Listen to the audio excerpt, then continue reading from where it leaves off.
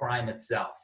I think the biggest trend that I'm seeing and the biggest shift from, compared to when I first started 20 years ago is that this is a thriving criminal industry.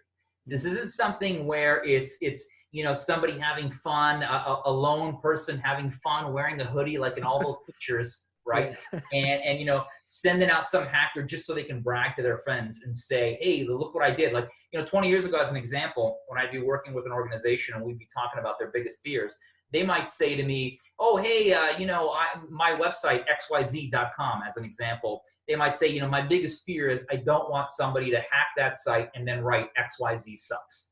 Because that's really what hacking was back then. People would hack, they would deface a site, and it was really kind of fun. Mm-hmm. Now people make serious money doing this stuff, right? Very, very serious money. Or it could be, again, some form of cyber terrorism, some form of state-sponsored attack. And when that changes, the entire industry and the entire threat level changes. It's not for fun anymore. This isn't to deface something. It's not vandalism, online vandalism. It's a real industry where people are employed as a cyber criminal. That's their job. They don't have a full-time job that they then go home to and do this on the side. They're doing this full-time. So I'd say that's probably the biggest and the most relevant trend worth pointing out. In terms of what I see from cybersecurity, so now on the opposite side of things, a trend that I'm really happy about is I'm seeing there's so much change in cybersecurity. It's been happening now for a few years, whereas it's so much bigger than IT, so much bigger than software, so much bigger than hardware. As an example, it's not uncommon that I'll have a meeting and we're discussing cybersecurity, and as a part of that meeting, I've got a cyber insurance specialist that's as a part of that, and we're on the same team. Cyber insurance, what's cyber insurance? Well, it's the same thing as regular insurance, except it's meant to insure this stuff, right? This was something in the not too distant past. You just weren't having that conversation. There was no way to get insurance for that sort of stuff. But then also, sometimes as a part of that same meeting, we have something called a breach lawyer, cyber breach coach, rather. What's a breach coach? A breach coach is a lawyer that specializes in what to do in these situations.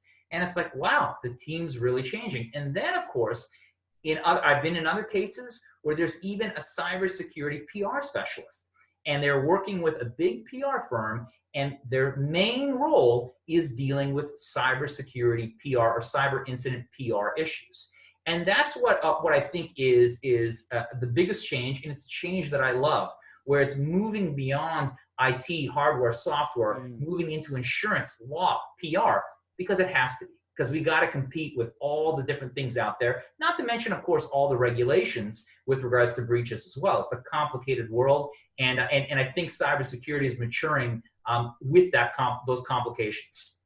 Understood. Now, Danny, and just kind of a follow-up question to that, like in terms of threats versus the associated, emerging technology that comes out of this, is it a chicken versus egg scenario? Like, what comes first, like the threat, and then the technology or the measures to protect it, or is it that you anticipate the kind of threats and then that's how the trend or the technology emerges is, or is it not that simple? You know what? I know it's a great question, and I have seen cases of both, right? Okay. So I have seen cases where absolutely there's a threat that comes out.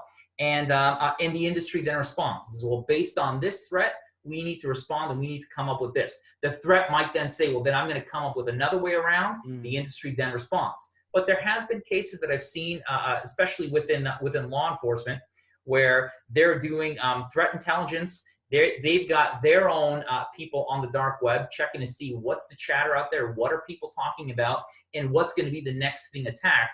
And they'll use that information to be very proactive and to have some sort of proactive safeguards. So you do see a combination of both, absolutely. And okay. I think that's going to be something that we're going to continue to see. Unfortunately, for half of that is unfortunate. Half of that is pretty cool, but the other half is unfortunate.